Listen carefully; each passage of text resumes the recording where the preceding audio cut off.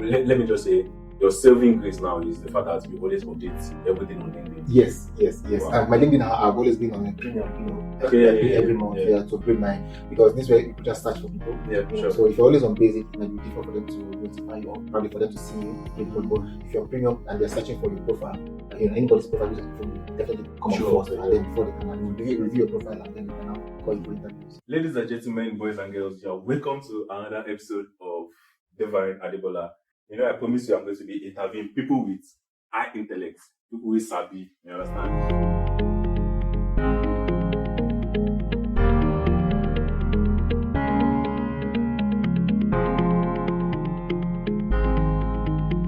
So in today's video, I'm here with my brother, my senior brother, Godson. Godson Uche. Mr. Godson, how do you feel coming to my show today? Yeah, wonderful anyway. How's everything been? Yeah, it's been all good. Everything has been very well and fine and okay. Hustling and bustling, as you can see. Let me quickly give you a brief intro about who Mr. Godson is.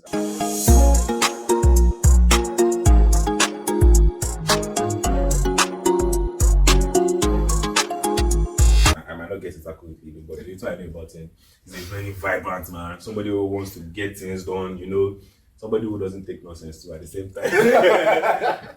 He has been to from Nigeria to Dubai, and from Dubai to the United Kingdom. So he is somebody who wants to just start first, just take a little step, and then that thing you are envisaging for, you are going to get it eventually, but you just have to start first. So he's going to be telling us today about his experience in Dubai. He's going to be telling us about his experience in UK, and he's also going to be comparing the two experiences with his experiences in Nigeria. And he's going to be telling us how he's able to navigate around all of these things. And for those of you who are thinking, oh, I want to come to the United Kingdom, but it's so difficult for me to just jump from Nigeria to the United Kingdom, he's going to tell us how he's able to start from somewhere before he's able to get to this place.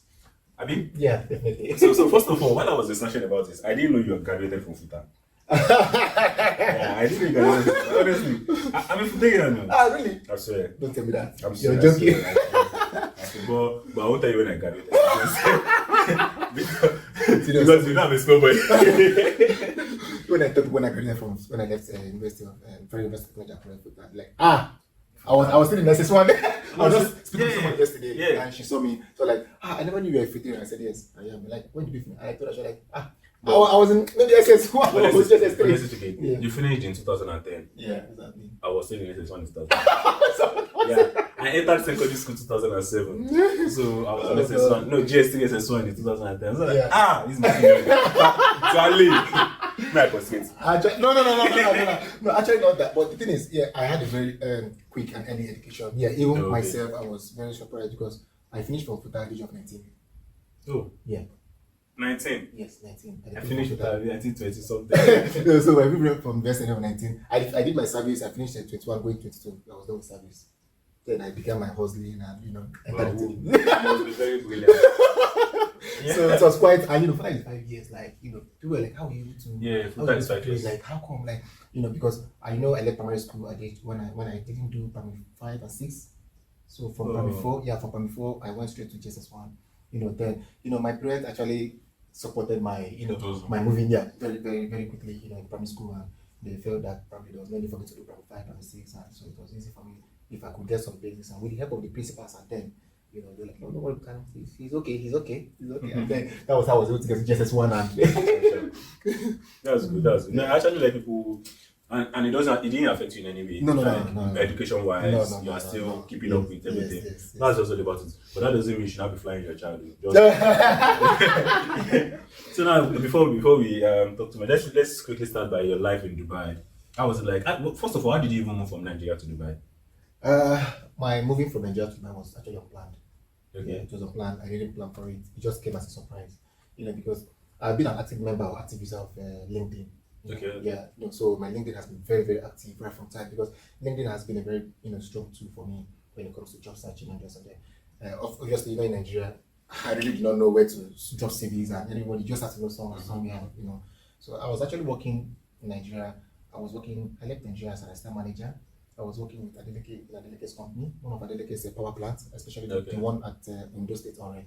That's what I was working as an assistant manager. And I was doing very well, pretty very, very well. So at the point, one day I just opened my LinkedIn and I saw a message on my LinkedIn like, hi, I'm interesting, profile and CV. Would you like to, come over to Dubai to work? And at first, I felt, This was scam. yeah, I felt it was like Dubai. Like people just go to Dubai for visit and come back. Like, so I never see Dubai as a place where you can go and work. And I felt for after 2 days, I didn't reply to the message. 2 days, the message, the recruiter sent again, like, would you like to come to Dubai? We are interested in your CV and your profile and blah blah blah. So I said, let me give it a try. Let me just respond. And I responded, and they scheduled me for interview for like a week later. I was scheduled for an interview, and I did an interview with them. They actually called me, so I was just shocked. Like, am I sure? Am I dreaming or what? Like, like, so they called me, and then I had to inform my parents, like, look, I don't know what's happening. Just in case they wake up, they'll be looking for me. So I said, I just got a call from from the company in Dubai, and they called me and this and that. They said, okay, let's keep watching. I remember that was the comment my mom said. Let's just keep watching. Anything can happen. So I said, I still do not believe Dubai is a place where you can go and work. It's just and to my greatest surprise, I got a feedback that I was successful at the interview, and everything. Wow. Yeah. So and 2 days later, they sent me an e-copy of visa, and they even asked me to go to Abuja embassy, UAE embassy, to get the. So that means they are the one who actually did the visa. Everything. Wow. Because after the interview, they told me to send a copy of my passport, which I did. And before I knew it, they sent me visa. And they also sent me ticket. Whoa. Yeah. So that means they didn't spend money on anything. No. My living in Nigeria, I didn't spend anything. I just took my bag. Still I didn't know where I was going. But they've given me the itinerary of everything. That somebody will be at the airport to pick me up. They've arranged accommodation, everything. And I'm like, this is looking kind of real. I said, okay. I had to do a bit of calculation, because I was earning 180,000. Okay. As at that time. Yes, at that time. And this was was a big money. This was around 2014, 2015. Because I started working at Adeleke's company in 2013. I still remember October 6, 2013. I started working at Adeleke company. So, and I was earning 180,000. Very good money as at that time, like very, very good money, So, and they told me, okay, my salary was going to be 3,500. What's it called? Dirham. Yeah. So I had to. That's how much in Naira. As at then or as at now, I don't know. Because as at then, it was almost like 600, 500, 600,000. Okay, so the difference was a bit, much. I felt, okay, I could do that kind of salary and rest of them. So I went to Abuja. I took leave and I went to Abuja, got to Abuja, and my visa was already waiting for me. Oh, so I was there in Abuja. They gave me the sticker visa and everything. And so they didn't take time? No. Because already it was on their system, my details was on the system. So I just submitted my passport and I waited. They asked me to sit and I waited and everything. Oh, so they did biometric and that was how. So let me just say, your saving grace now is the fact that you always update everything on LinkedIn. Yes. Wow. And my LinkedIn, I've always been on a premium, every month to upgrade because this way recruiters search for people. Yeah, sure. So if you're always on basic, it might be difficult for them to notify you or probably for them to see you. But if you're on premium and they're searching for your profile, anybody's profile is on premium will definitely come up first, and then before they will review your profile and then they can now call you for interview or something. Yeah. More or less number one. Update your LinkedIn account. I know LinkedIn account is a very important tool, but a lot of people have not been. Most people don't even publicize it like the way they publicize. But monetization on YouTube, monetization on Instagram, blah blah blah. So I feel like people on LinkedIn are just very serious with what they. Just for professional. Just professional. So please, guys, publish your LinkedIn account. Even myself, I feel like that. So tell me about life in Dubai generally. The food, the culture, everything. Well, Dubai is. I came to Dubai. United Arab Emirates. Yeah. I got to Dubai and I met a different entirely from what I used to know. Okay. Of course, I was thinking probably my settling down and everything will be very at ease. Of course, someone was at the airport who took me from the airport, took me straight to my accommodation and everything. And I got there, it was quite different. My first life at the company was hell because I don't know my left and right. Communication was very bad. Communication was very bad. But you speak English? No, basically Arabic is the first language. Oh. So so Arabic, I was faced with Arabic language. Even at work? I'm telling you. Wow. It was quite challenging. And actually it almost got me out of my job. It almost cost me my job as I did. Although he was always like, you just have to speak Arabic, because of the work master, like I work with the labor, as health and safety, I was always working with the labor masses, especially people from Pakistani, Indians and rest of them, and not all of them were able to speak with English. And then also Arabic, people from Arabic, all these bosses and managers, they don't want to even understand English. All they want just they don't care, just Arabic. So I was faced with that challenge, but then I had to pick up, I had to brace up. I I was able to see how I can gather Arabic, I could learn. Even India in this Hindi language and Urdu, Yeah. I was able to pick up because when some people communicate, I just want to understand what they want to, what they say and communicate. And so for the food, going by the food. Before you leave the language, did you at any point in time try to learn it, or it was just through or the way people are communicating? Yeah, basic communication. Yeah. So it's not like you really went online to say, I want No, to no, learn no, Arabic. no, no. Even today I speak Arabic. Like I'm still good at Arabic. I said, you speak Arabic? Yeah, I'm very, very good. Say the border, you're a good boy in Arabic. Maybe I'm going to put you upside. I'm going to train. But the goal is that even if you say it, I don't know if you are correct. Yeah, I know But people are talking, that's so actually, so I still, at this one, I still speak Arabic to an extent today, and it's one language which I know I have learned even without going to school for it. I just hear people speak, and I was able to grab it by that time. You know.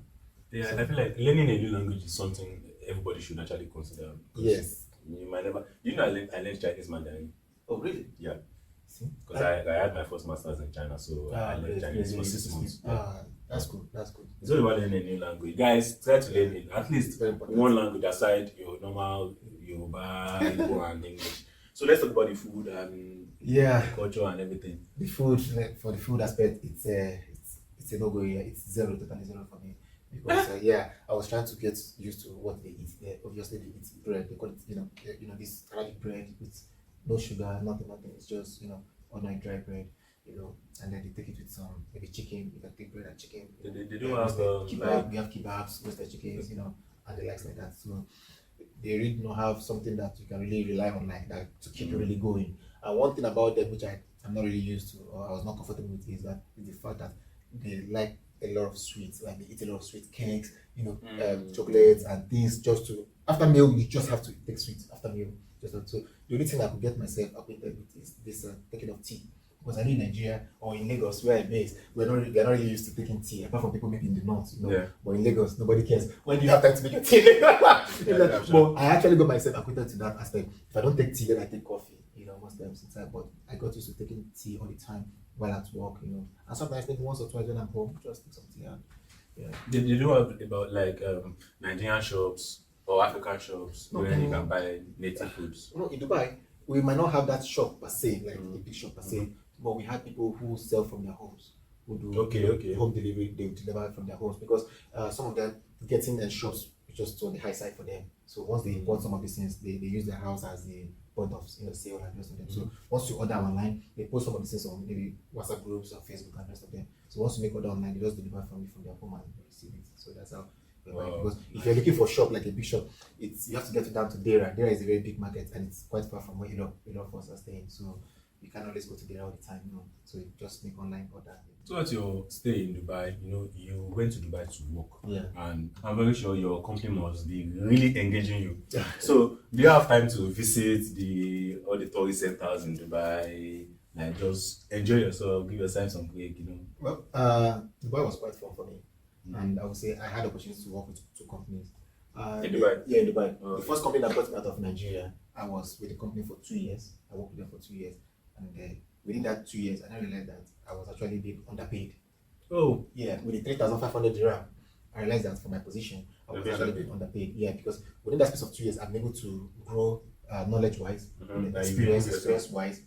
I've also improved myself with a lot of certifications which I've done, online and the rest of them. Went to classes and the rest of them. So I now see myself being marketable, further than what I was receiving and the rest of them. So within that period of 2 years, I got another better job. Also through LinkedIn. That's even this is also LinkedIn. Yeah, this came through. I never submitted CV. I never did. This came through LinkedIn with a better position, better offer, better. Because when I moved to the second company, within space of 2 months, I bought 2 cars. Oh. Yeah, of which my first company, I never had a car for 2 years when I was in Dubai. So, but when I moved to this one, within space of 2 months, I already had two cars, which I know till tomorrow I'm like, I can never buy in Nigeria. I know I cannot get in Nigeria. But it's also easy for me, and because of your position, there's a way, there are things you might want to get in Dubai. If you have a lower position, you might not be able to get there. But if you have a good position, good standard, good salary and everything, it's just definitely they'll just give it to you. So I felt like this is a very good opportunity for me. So let me drive the car. I might not be able to drive in Nigeria. So the first that came to my mind, like I just got a Wrangler. That was the first thing I got for myself. Wrangler Jeep. Oh, okay. Okay. So I got a Wrangler Jeep, and then I supported it with a Mercedes-Benz 280 C-Class. So those were the two I was using, trying to manage my life. Wait, But I let said- me give you my account number. Yeah, UK now. that was when I was in Dubai. Yeah. UK is totally different, you know that.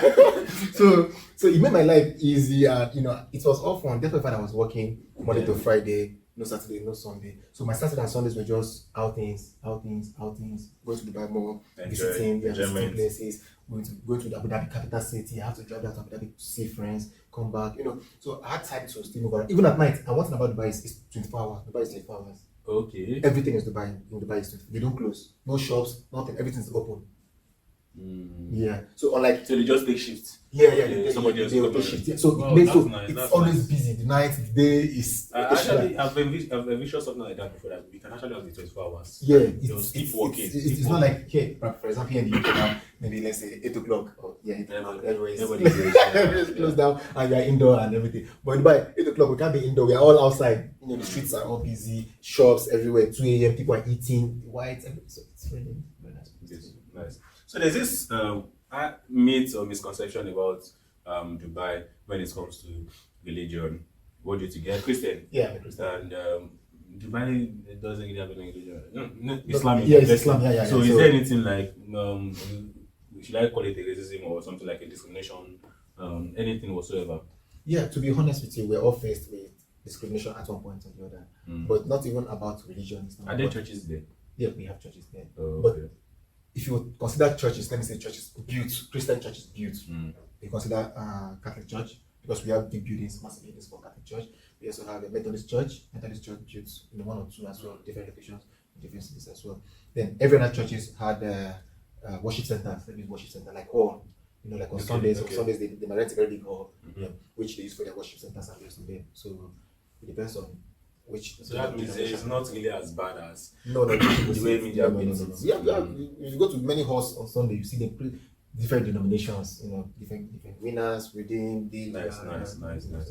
So there's this another myth about Dubai that most girls that move from Nigeria to Dubai are going there to do coffee. That's oh my goodness. Dubai. Anyway. Let's make the table. Anyway, Nigerian girls and Dubai. Well, I had this when I was leaving Nigeria for Dubai. I have Nigerians coming there, they don't have jobs, the ladies are doing hookups just to survive and the rest of them. Well, I won't say it's a lie. So basically it's true. And from my findings, I would rate 90% of the girls coming from Nigeria are just going to Dubai for hookups and nothing more, because very difficult you find Nigerian girls in companies, in companies, maybe working. You hardly find Nigerian girls. You do. So you ask yourself, where are the girls? They're all on the street. If you come out at night, let's say 10 p.m., 11 p.m., you see everywhere is filled up. Of course, I don't know how Dubai permits all this, because in some countries, I know there are a lot of restrictions in some countries, especially even UK or some other countries like that. But in Dubai, even 9 p.m., as at 9 p.m., you're seeing girls on the street. But not only Nigerian girls, of course. We have other African nationalities, that's what Uganda, Kenya, and the rest of them. 9 p.m., 10 p.m., 11, 12, you will see them on the streets, and even the white one, even people from Russia, some Russian, Italians, and the rest of them, you all see them on the streets at that time. But it's more on the African part, especially our Nigerian. Yeah, it's also the I've even met some ladies who are even working, but then once they come back from home, they go back to the street. I'm telling you, because many of them will tell you they don't want to manage 1,500 dirham salary. It's too small. 1,000 salary is too small. 2,000. So they want to make more money. They want to make daily income. So the only way they can make daily income is when they go out to the streets and then. But in any way, they're making money. Of course, they're making money. And it doesn't. So they're making money anyway. So. Let me see what's up. It won't kill. It's up to them anyway. It's up to them. So who am I to judge? Let's talk about businesses in Dubai. Is it possible for as an immigrant in Dubai to actually succeed in the entrepreneurial industry in Dubai? Well, it's very much possible because the market is open in Dubai. It's a market free for all to transact. Irrespective. But the thing is, there are two kinds of markets. We have online and then we have offline. Of course, offline is the one you have to rent a big shop and everything. But the procedures takes a long time. You have to pay for shop, pay for tax, and the rest of them. Renting in Dubai is choking. You get the point. To rent even a house, if you want to, a lot of people will, oh my goodness, if you go to Dubai, if you see where guys are sleeping, you will laugh. I'm telling you. See, I've been to some apartments where we have 3 bunks, 1, 2, 3. This double bunks. It ought to be 2 double bunks. But this time around we have 3. 3. Yeah. So somebody has to. I've not seen it 3 before. I'm sure. Like I was shocked. We have someone at top, the middle, the down, and then we have someone even occupying On that. Yeah, I'm telling you, those ones they pay like 100 maybe per month or 150 Just per to month. manage. Just to day and sleep. So you can imagine. So if you're living in such a condition, or you're living in a shared apartment, their shared apartment is not what we have in the UK here. In Dubai, a shared apartment, yes, everybody stays in the flat, but even your room where you are, we split the room into 2 or 3 using partition. What this plyboard or plywood partition. You split the rooms, and so your space is just like this, just one single small bed. So crazy, but when you have a good job with good salary, you don't care. You just want a comfortable life, and so business in Dubai, it's okay. For me, I also did a bit of business. I was into, at time I did this online selling of wigs, like Okay. So I was actually importing these wigs from Nigeria. I had a very good vendor who was giving at a very, very good price. I made a lot of money, to be very honest. I made cool money, but she was giving me. I was paying for the import, and because I saw Dubai, a lot of people were buying this hair, not just Nigerians, even people from the Philippines, Filipinos, Somali, because some people were exposed to cancer in Dubai. Some of these white people. So of course, cancer, they have to Screen, so you want to cover it. So maybe they want to take them out, and they normally use weekend yesterday. So I've seen a lot of white people who approach me for online, because my marketing strategy, I was always using Facebook Market and everything. So they always purchase from me. They tell me, is it okay for someone who has cancer? Can they use? I say yes, fine. And they purchase at a very good price. And then some will even order 2, 3 at the same time. Imagine me selling, for example, selling one big, let's say 250 dirham, and 2 for 500 or even 600. Making big money. And that too, I bought that too for like in Nigeria. Let's say I bought 40,000 for example. Wait, you're buying from Nigeria? Yes, I bought from Nigeria. Okay. So let's say I bought one for 50 or for 40,000, and let's say 250,000. I bought 100,000. But the money I make like 400,000 from the two. I sell to 200. Wow. Yeah. So making like 150 from each, each of it. So it's really very cool. That's nice. That's nice. Wow. I'm learning a lot. So with the look of things, it seems you are really. I'm sorry to cut you. A lot of people are also selling all this local herbs, and a lot of our ladies okay. Like for because when you come back from work, you're stressed and you're tired and the rest of it. So you might just want to take some black mixtures. I got. So it's necessary. So with the look of things, Dubai is awesome. You've really talked about Dubai in a very good way, and it has been good to you too. Definitely. So if Dubai has been good to you, why did you move to the UK? Yeah. Fortunately, I would say I'm one of the few persons that there is a country where you favored. Because there are so many Nigerians suffering in Dubai. So many. There's so many Nigerians suffering. Even when you go to the malls, when I see them, even where I worked in Dubai, I had Nigerians who were security guys.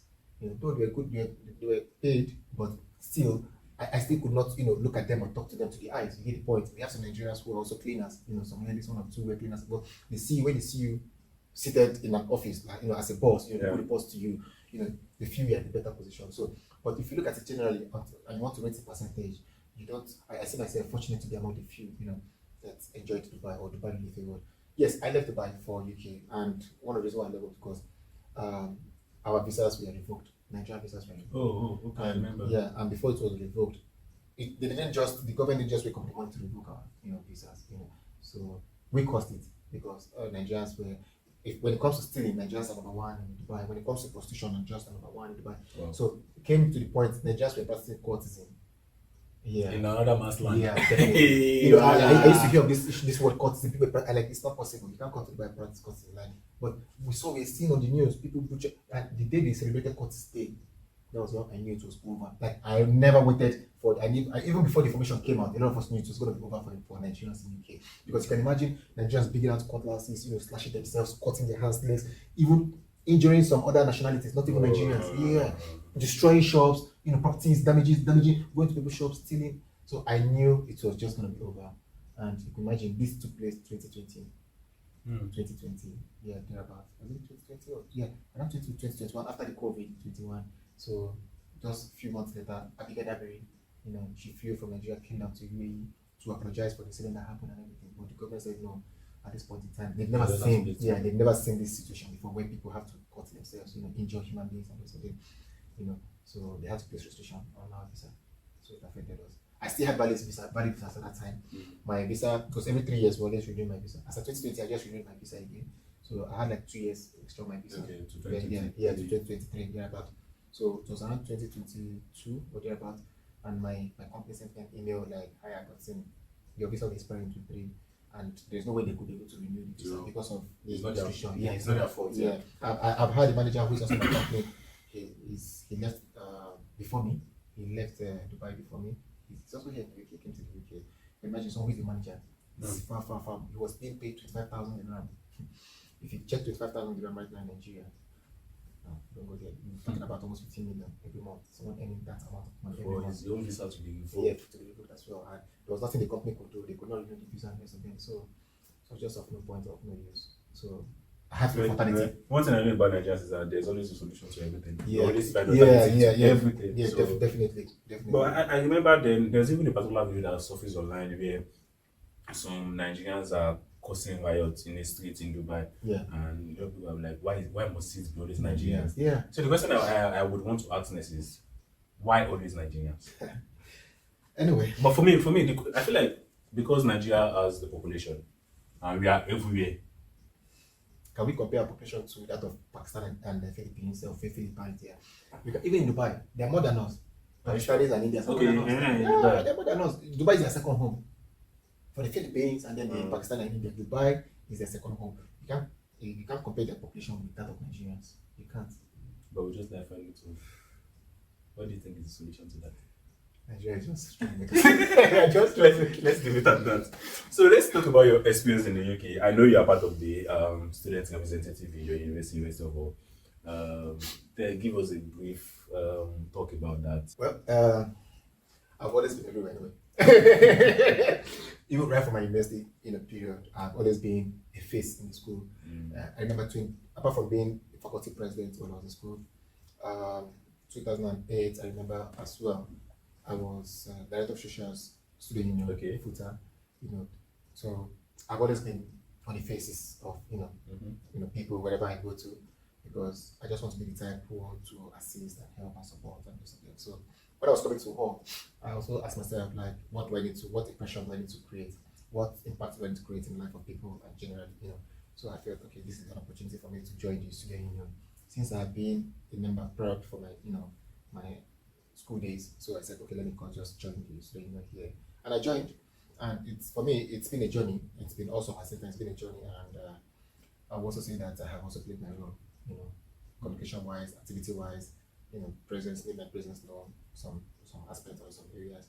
I've also been able to carry some international students along, both our present international students and also the ones that are also coming, the ones that are coming here from Nigeria as well.